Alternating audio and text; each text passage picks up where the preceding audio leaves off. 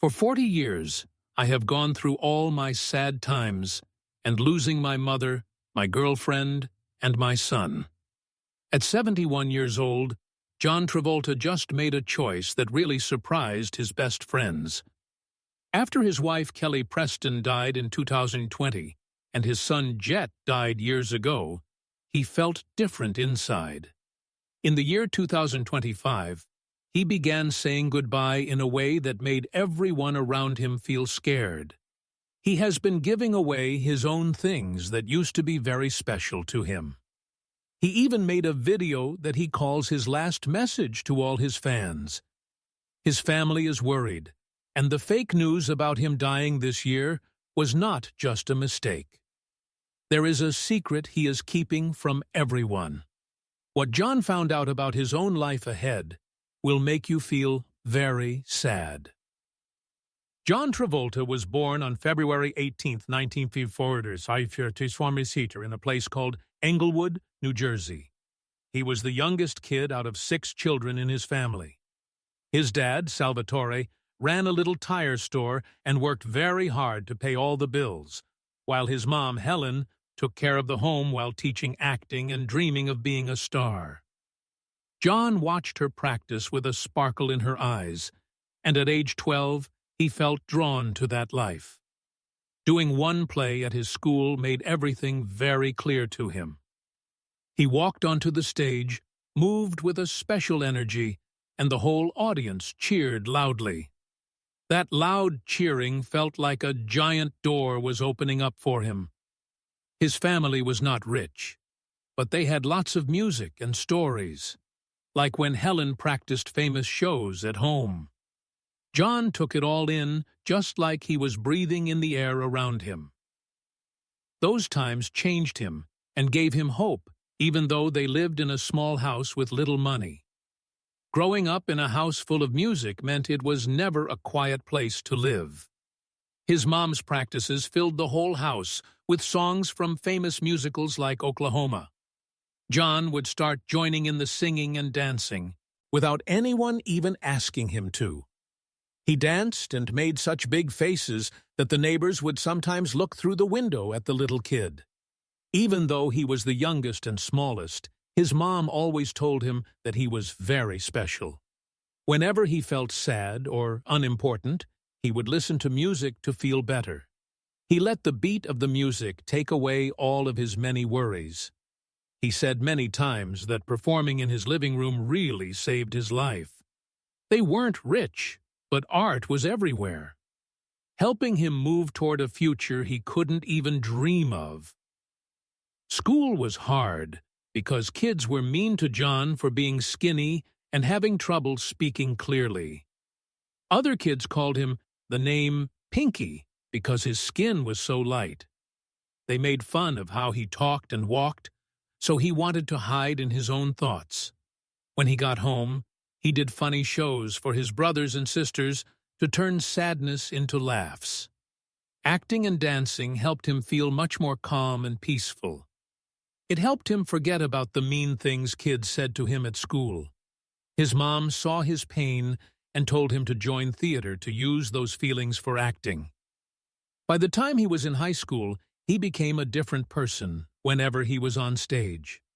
People watched him as if he was the one making the whole room shine. The things that used to make him feel weak, slowly, became the things that made him strong. His first big moment of his life happened when he was only 12 years old. His mom led a local play and gave him a small part to act in. The part was easy, but the second he walked out, something big changed for him. He made up his own jokes and changed his voice in ways that weren't in the book. The people laughed and clapped so much that he stopped moving because he was so surprised. They all stood up to cheer for him, which was so rare it shocked the grown-ups. That night showed him exactly what he was supposed to do with his whole life. He kept that happy feeling with him for a long time to help him keep going. When he turned 16, he decided to take a much bigger step. He quit high school even though his mom and dad really wanted him to stay and graduate.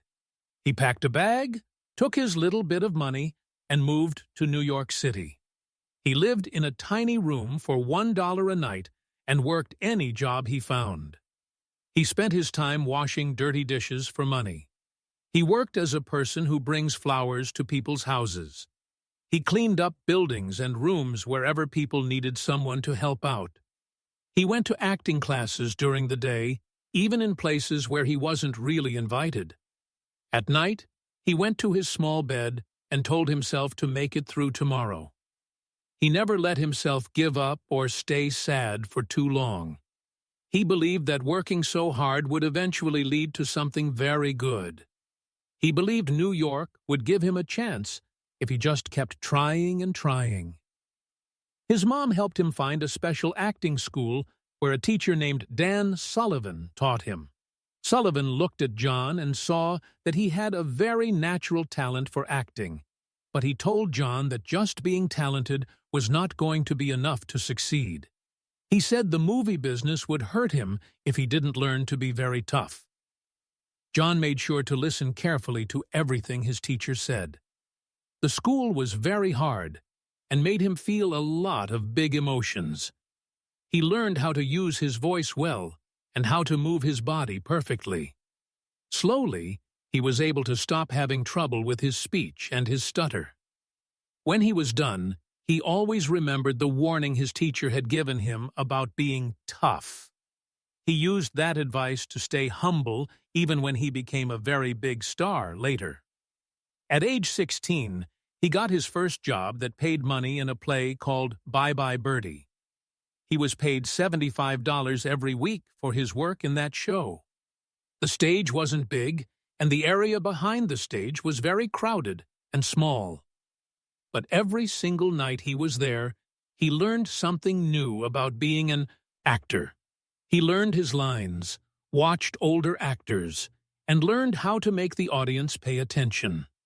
The excitement of being in a New York play gave him the confidence he really needed. Those few months made him feel like he actually belonged in the world of movies and plays. 2 years later, he got a part in a play called Rain, with an actress named Blythe Danner. The show stopped after 2 weeks because people didn't like it, and he had so money left. He had to sleep on benches in the park and walk around hoping for a job. The sadness of those hard days stayed in his memory for a very long time. It taught him how fast the movie business can make you famous, then forget you. Even though it was hard, he kept trying out for new parts and jobs. He simply refused to give up on his dreams of being a famous actor. Then in 1973, he went on a big trip across the country for the show Grease. He had a part in the show where he played a character named Doody. It wasn't a huge part, but it let him have fun while he was on stage. He made up his own dance moves that made the rest of the actors laugh. Traveling was hard, but he learned how to act every night in many different cities. The long bus trips and the fun of having a steady job kept him going forward. That trip across the country helped him get noticed by people who could give him bigger jobs. In 1974, he made it to Broadway in a show with the famous Andrews Sisters. The show was performed 341 times and was the most popular musical of that whole year. He sang a song called "A Million Miles Away" with a high voice people didn't know he had. He was scared at first, but once he got used to it, he felt very comfortable. The success of that show helped him get many more chances in his career. He met other actors, and this success helped him start moving toward a career in Hollywood. During that same year, he tried out for more than 50 different TV commercials. He got jobs for Dr. Pepper and car parts, and started making $500 a day. For the very first time in his life, he felt like things were finally going well. He even got his own small apartment in a part of town called Hell's Kitchen. Those TV ads gave him money to live, kept him trying and gave him lots of hope. In 1975, he tried out for a show called Godspell, but messed up a song and lost the job. Losing that job made him feel very sad and totally defeated for a while. It made him think about a better way to get ready for his acting tryouts. He started working with a famous acting teacher named Milton Katselas to get much better. This teacher made him look deep inside to find feelings he had never used in acting. That one failure turned out to be one of the best lessons he ever learned. Then he went to a tryout that changed his whole life forever after that. It was for the famous TV show called Welcome Back, Kotter. He almost didn't go because he needed money and almost took a different job instead. A lady named Lynn helped him by giving him a small movie part so he could pay bills. When he walked into the tryout in March 1975, he was sweaty and chewing gum. But as soon as he started acting like Vinnie Barbarino, he was amazing to watch. The people in charge of the show could not take their eyes off of him. By May 1976, he was one of the most famous young stars on all of television. Children and teenagers all over the country started trying to walk just like he did. T-shirts with his face on them were being sold in stores all over the place. Before his big show started, he acted in a show called Emergency as a kid who ran away. He had been on that same show when he was 18, playing a hiker who got hurt. But the episode he did in 1975 felt much more special and more serious. He used real feelings from his own life to make his character seem very real. The people who make TV shows really noticed how good he was at acting. They saw that he was a very deep and talented person who could do more. They saw a person who was strong enough to lead much bigger and better stories. Then, in 1976, he starred in a movie called The Boy in the Plastic Bubble. He played a boy named Todd who had to live inside a bubble to stay safe. The story was based on a real boy named David who lived alone until he died. The movie was shown on TV on November 12, 1976, and everyone loved it. While making the movie, he became very close to Diana Hyland, who played his mom. When she died from cancer not long after, it made John feel very, very sad. This loss stayed with him for a long time and changed how he felt as an actor. John went to try out for Saturday Night Fever in 1976 with a lot of stress. Even so, there was something about him that made everyone in the room pay attention. Over 200 actors wanted the part of Tony, but John had a very special walk. He watched a show called The Brady Bunch to learn how to walk with a cool style. When he walked in, the director saw him move and knew he was the right person. That cool way of walking would become the most famous thing about his character, Tony. Before this movie, people only knew him as the funny kid from his TV show. But the movie Saturday Night Fever made him a giant star almost as soon as it started. Because of this part, he was the youngest person to almost win a big Oscar award. And a producer paid him $1 million for 3 movies, which was a huge amount. In 1977, they filmed him in a white suit at a real dance club in Brooklyn. The lights were very hot, and the crowd was loud, making it hard to be perfect. The director worked everyone very hard just to film the famous dancing scene. He made them do the same dance more than 100 times to get it right. John kept dancing and sliding until his knees actually started to bleed on the hard floor. The lady who chose his clothes bought the white suit at a regular store. That suit looked real for his character and became a famous style for disco dancing. Then the music for the movie was released to the whole world to hear. In late 1977, The songs by the Bee Gees became huge hits, and everyone loved them. The music sold 40 million copies, making it one of the most popular albums ever made. The music was the #1 most popular thing to listen to for 24 weeks. The song "Stayin' Alive" became his special song and matched the story of his character.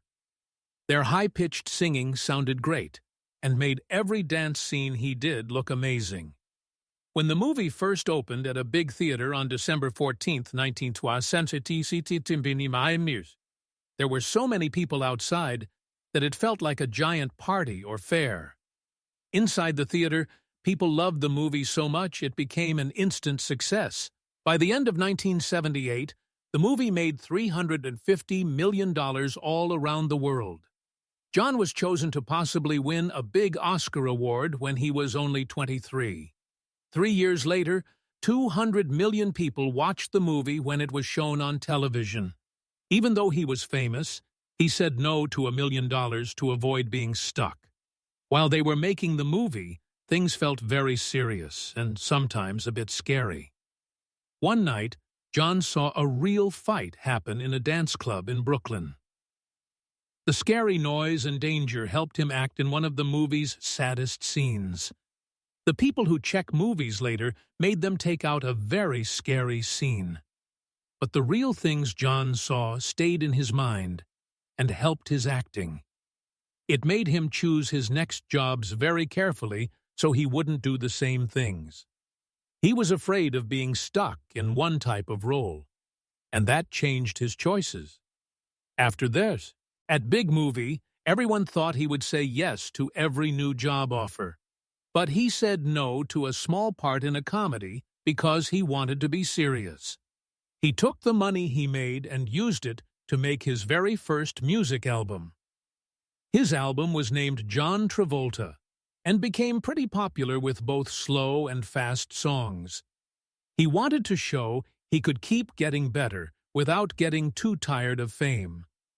Then it was time for the movie version of the musical Grease. John had already played the main character, Danny, in the Broadway show in 1972. So he already knew exactly how to be that character in his heart. When they thought of using another actor, John sang a famous song right then and there. His co-star Olivia helped him with singing, and his confidence got him the job.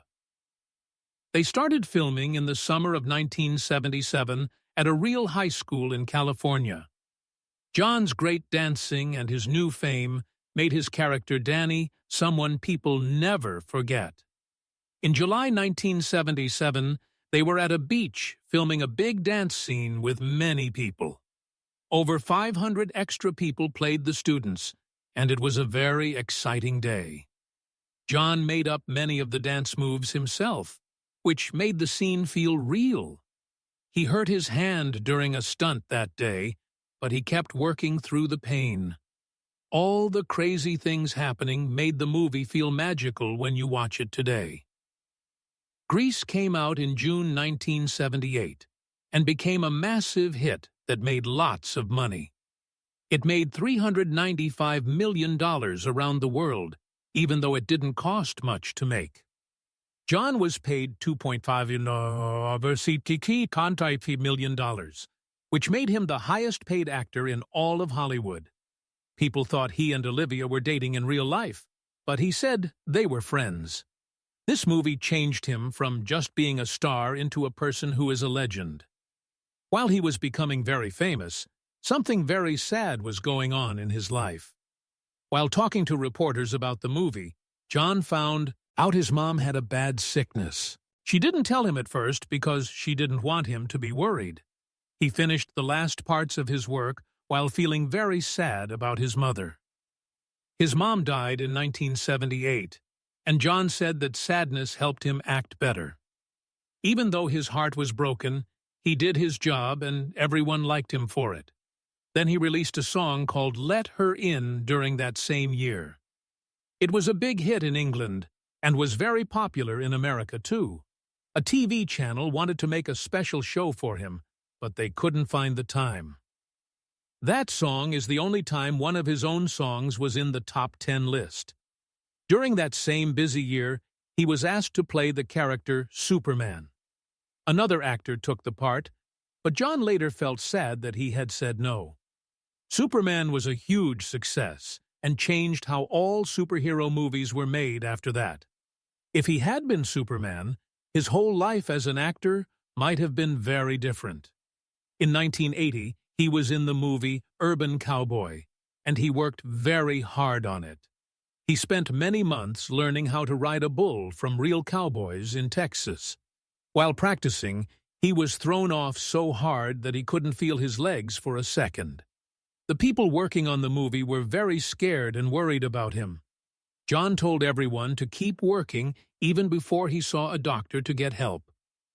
It turned out his ankle was broken, so they had to wait to finish the movie.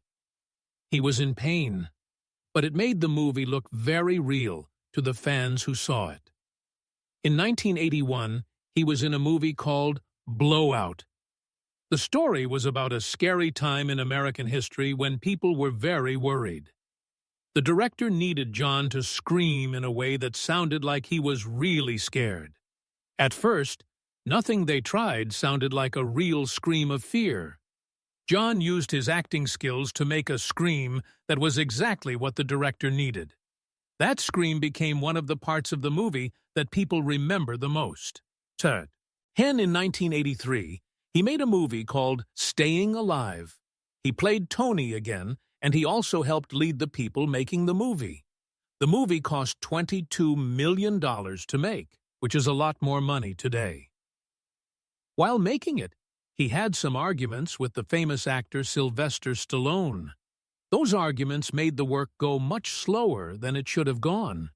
Even with the trouble, the movie made $127 million all over the world. People who write about movies hated it, but many fans still went to see it. In 1985, John thought he was making an easy movie, but the movie Perfect was hard. He acted as a reporter who wouldn't give up his tapes in a big court fight. That part felt real because he was having a real fight over money from his movie Grease. His movie Grease had made more than $180 million for the movie studio, but John had not been paid all the money that he was supposed to get. He finally got his money, but he felt bad, and the new movie Perfect was a failure. It only made about $13 million, but it cost $20 million to make it. The people who review movies hated it, and his job as an actor started to suffer. Even so, his real-life trouble made his acting in the court scene very special. Just 4 years after that, everything changed for him one more time. In 1989, he was in a funny movie where a baby talks with Bruce Willis's voice. It didn't seem like the kind of movie that would make him a big star again. The movie didn't even look like it was meant to be a serious piece of work. But the movie turned out to be a huge surprise for every person who saw it. It made $297 million and saved his career when he was doing very poorly. Before that, nobody wanted to hire him, and the movie studios were losing interest. John and Bruce Willis worked together and made up funny jokes while they were filming. Because they were having fun, the movie felt very nice and everyone loved it. After that movie, John Travolta was a famous and popular actor once again. But in that same year, something much more serious and bad happened to him. A man he used to work with sued him for $5 million for stealing money. They settled the fight, but it showed that John wasn't ready for being so famous. In the 1970s, he made $100 million but didn't watch his money closely. The people helping him made choices that he didn't even look at or double-check. When the case was over, he saw how much money he had lost by not being careful. That was a big change, because he finally started taking care of his own money. While his life was a bit messy, he met a woman named Kelly Preston. They first met while working on a movie in 1987 that never even came out. But they got much closer in 1989 when they both joined the same religion. Having the same beliefs helped them stay together when John's movies weren't doing well. Their love made him feel safe and calm, even when his career was very uncertain. They got married in 1991 and stayed together until she passed away in 2020. During that time, he started choosing movies that were much more kind and gentle. In 1991, he was in a movie about a dad, a daughter, and a hurt dog. It wasn't a giant hit, but it fit perfectly with how he was feeling inside. He wanted to tell stories about families and love instead of just big action. His real life was getting more normal, and his movies started to show that too. If we look back a bit more, there is one thing he still feels bad about today. In 1986, he was asked to be the main star in the movie Top Gun. He said no because he was afraid of heights, even though he liked flying planes. Tom Cruise took the job instead, and the movie was a massive hit everywhere. John said later that it was a huge mistake because his career got bad after that. This was a quiet lesson that he kept in his mind for many, many years. Then in 1994, things got wild when he was in the movie Pulp Fiction. He danced with Uma Thurman, and they had to film it 20 times because he was tired. And during one take, he accidentally pulled the trigger on a fake gun and shot a character. Everyone stopped except John and Samuel L. Jackson, who kept acting their parts. The director kept that part in the movie because it looked very real and surprising. John also hurt his foot later on in the movie when he fell down onto his knees. And the loud scream people heard in the movie was actually from his real pain. All that hard work and real feeling made Pulp Fiction a movie people still love. In 1995, he played a cool guy named Chili Palmer in a movie called Get Shorty. He used real stories he heard from tough guys in Miami to help him act. The movie made $72 million, and many people thought it deserved awards. He was so good at making things up that they changed the movie for him. This confidence helped him become a very big star again in the late 1990s. But during that same year, something really scary happened to him while flying. While he was flying a jet to Maine, the computer that shows the way stopped working. He couldn't see, and the radios were out, so another plane had to lead them down. The two planes almost hit each other before John landed his plane very fast. That scary moment is something he will never forget for as long as he lives. It even helped him act in a movie called Phenomenon about a man with powers. He doesn't talk about it much, but it was almost the end of his life. 2 years after that, he made a movie called Face Off with Nicolas Cage. It took 8 hours every single day just to put on his special makeup. People worked by hand to make the fake faces look like they were actual. Ally alive. John and Nicolas Cage wore so much makeup, they couldn't even tell who was who. The movie made $245 million, but the makeup was very hard on their bodies. Both of the actors had skin problems and needed to see a doctor for help. Even so, John tried to act like his character all the time to keep it real. Not long after that movie, he was asked to be in the famous movie Titanic. It would have been big, but he said no because his wife was having a baby. He stopped being in movies for a while so he could take care of his family. It was a choice he made for his family that not many people knew about then.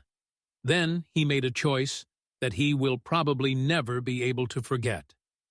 In 2000, he spent $20 million of his own dollars to make a sci-fi movie.